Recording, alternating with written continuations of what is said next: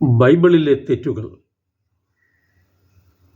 Bible ദൈവവചനമാണ്, ദൈവനിവേശിതമാണ്.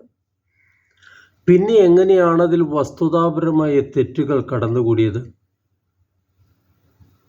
ഒരു സത്യം മനസ്സിലാക്കണം. കണക്കും ശാസ്ത്രവും ചരിത്രവുമൊക്കെ തെറ്റുകൂടാതെ പഠിപ്പിക്കുകയല്ല ബൈബിളിൻ്റെ ലക്ഷ്യം. പാപിയായ മനുഷ്യനെ വിശുദ്ധിയുടെ വഴിയിലൂടെ നടത്തി ദൈവപുത്ര സ്ഥാനത്തേക്ക് ഉയർത്താനുള്ള മാർഗനിർദ്ദേശങ്ങളും മാതൃകകളുമാണ് ബൈബിളിൽ അന്വേഷിക്കേണ്ടത്. ദൈവം ലേഖകരുടെ കൈപിടിച്ച് എഴുതിച്ചതല്ല നമ്മൾ കാണുന്ന ബൈബിൾ.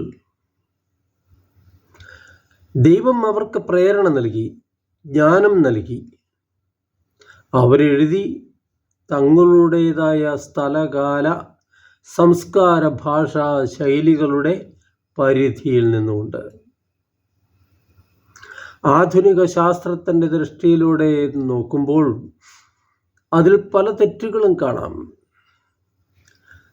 തെറ്റുകൾ ദൈവത്തിൻ്റെ സന്ദേശത്തിലല്ല, മനുഷ്യൻ്റെ അവതരണത്തിലാണ്. ബൈബിൾ ചരിത്രത്തിൻ്റെ തെറ്റില്ലാത്ത ആഖ്യാനമല്ല, മറിച്ച് ചരിത്ര സംഭവങ്ങളുടെ ദൈവശാസ്ത്രപരമായ വ്യാഖ്യാനമാണ്.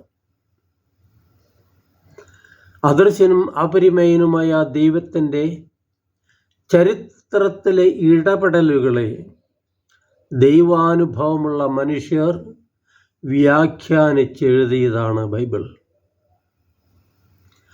മനുഷ്യവചനത്തിൽ എഴുതപ്പെട്ട ദൈവവചനം.